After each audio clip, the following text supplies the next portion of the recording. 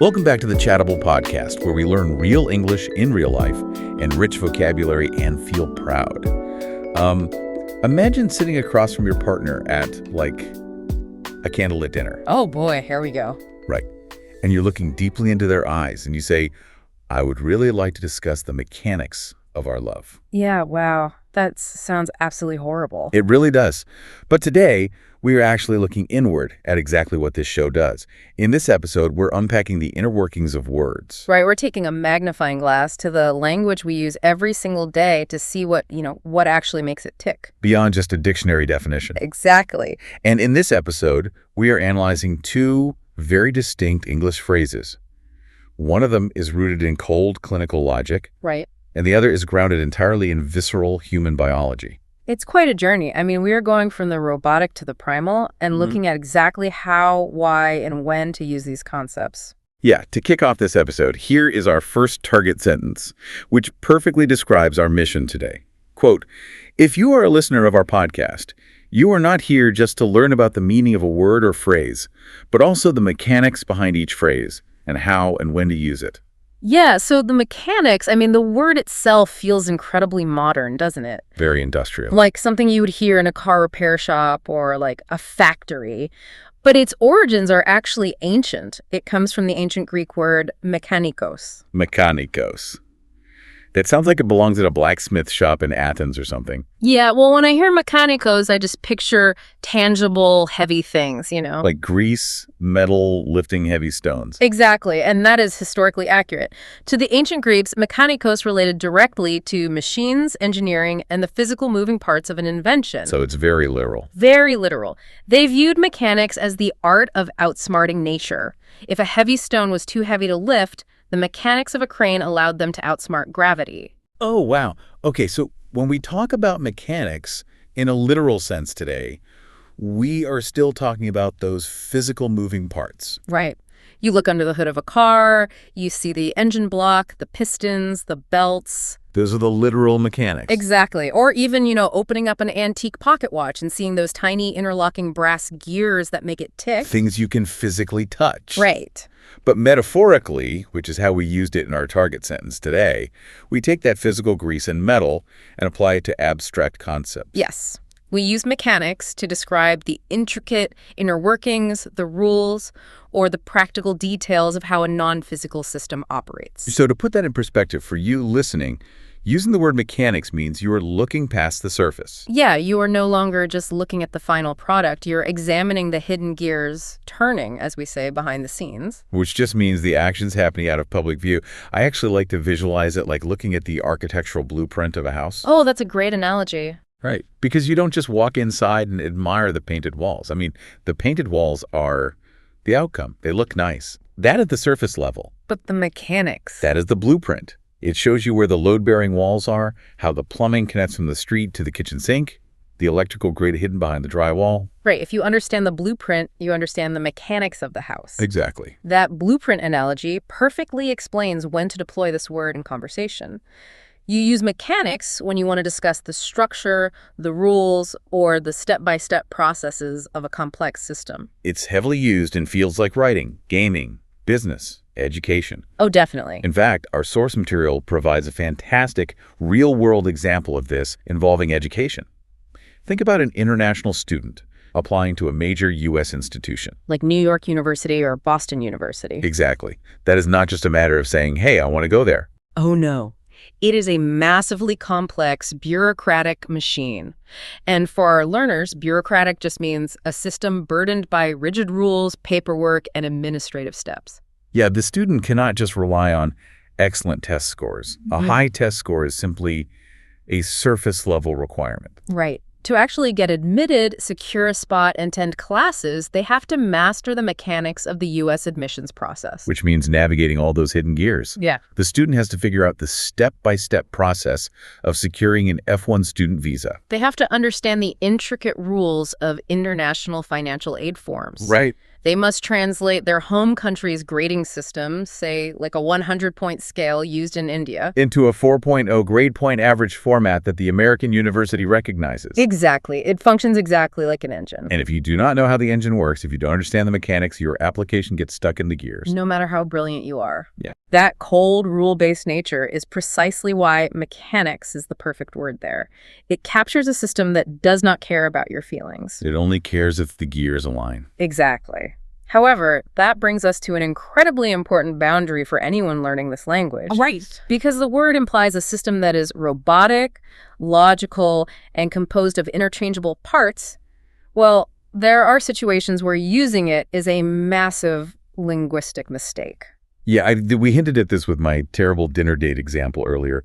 We want to absolutely avoid using mechanics when discussing deep emotional, spiritual, or highly romantic human connections. It strips all the humanity, warmth, and soul out of the experience. It reduces human emotion to pistons and gears. Saying you want to discuss the mechanics of loving your partner sounds incredibly clinical and detached. Yeah, it sounds like you view your relationship as a math problem to be solved rather than a human bond to be experienced. Totally. Similarly, imagine someone is going through a profound personal tragedy, and you tell them you want to help them with the mechanics of grieving their loss. Wow, yeah, please don't say that. Right. Grief does not have an instruction manual or a blueprint. By using that word, you are unintentionally implying that their deep sadness is just a process they need to systematically complete. Like filling out a tax form. Exactly. So the rule of thumb here is clear. Keep mechanics reserved for systems, rules, applications, and blueprints. Keep it far away from matters of the heart and soul. And yet, there's a fascinating psychological crossover here. Wait, really? How so? Well, when humans are forced to navigate the cold, rigid mechanics of a massive high-stakes system, like that incredibly complex international college admissions process we talked about. Or dealing with high-level corporate business. Right. It often triggers a very biological, very non-robotic physical reaction in our bodies. Oh, that's so true. It is funny you mentioned the stress of the machine, because that visceral human reaction is exactly what is at the heart of the second phrase we are analyzing in this episode. Right. Which brings us to our next target sentence. Quote, "The recent legal victories against Meta by young social media users are going to keep tech giants sweating about their algorithms that keep everyone addicted to their platforms and even their bottom line." Okay, a lot to unpack there. Yeah, and just as a quick aside for you listening, we are pulling this sentence from recent news about social media companies. Right. We are strictly looking at the vocabulary here. Exactly. Not taking any political or legal stance on the lawsuits themselves. It is simply a perfect, real-world example of this phrase in action. So before we jump into the phrase sweating about, let's quickly unpack two advanced terms in that target sentence for our learners. Good idea. First, algorithms. In the tech world, algorithms are the hidden, complex mathematical rules that decide what content you see on your social media feed. Right. Second, the bottom line. This is a business idiom referring to a company's final net profit or loss. It is literally the bottom line on a financial spreadsheet. So the tech giants are deeply stressed about protecting their hidden code and their financial profits. And to express that stress, the sentence uses the phrase sweating about. Which is a brilliant shift from the mechanical world into pure human physiology. It really is. When I hear sweating about, I immediately think of the physical response. Your heart rate spikes, your palms get clammy. It is pure fight or flight. To understand the linguistic power of this phrase, we have to look at the biology. When we humans are placed in a high-pressure, terrifying, or incredibly stressful situation, our nervous system takes over. Right. The brain's amygdala sounds an alarm. It floods our bloodstream with stress hormones like adrenaline and cortisol. But why the sweat? I mean, if I am stressed about a deadline, why is my forehead suddenly dripping? Well, because your primal brain cannot distinguish between a modern social threat and an ancient physical threat. So to your nervous system, the threat of losing $1 million lawsuit feels exactly the same as the threat of being chased by a tiger. Exactly. Your body prepares for a physical struggle. Your heart pumps faster to deliver oxygen to your muscles, which generates internal heat. Oh, I see. And to prevent you from overheating during this expected fight for your life, your eccrine sweat glands instantly release moisture onto your skin to cool you down. Wow. So we take that literal primal biological reaction to being chased by a predator, and we turn it into a metaphor for modern, everyday anxiety. Yeah, Metaphorically, sweating about something paints a vivid picture of someone pacing the floor, chewing their fingernails, just deeply anxious over a potential negative outcome. You might also hear the phrase feeling the heat, which is a related idiom meaning to experience intense pressure. Right. Both phrases rely on the physical sensation of stress, and you will frequently hear the negative variation of this phrase in everyday English too, which is don't sweat it. Oh yeah, if you apologize for bumping into someone, they might say, oh, don't sweat it. They are telling you, do not let this minor event trigger your biological stress response. Do not worry. For the phrase sweating about, our sources provided a great Hollywood example to show how this is used in high-stakes, but ultimately non-lethal situations. Yes, the production of Avatar, The Way of Water. Right, James Cameron's movie. The budget for that movie was astronomically high, reportedly hundreds of millions of dollars. The financial stakes were massive. So it is fair to say that the executives at Disney were definitely sweating about whether the film would make enough money at the box office just to break even.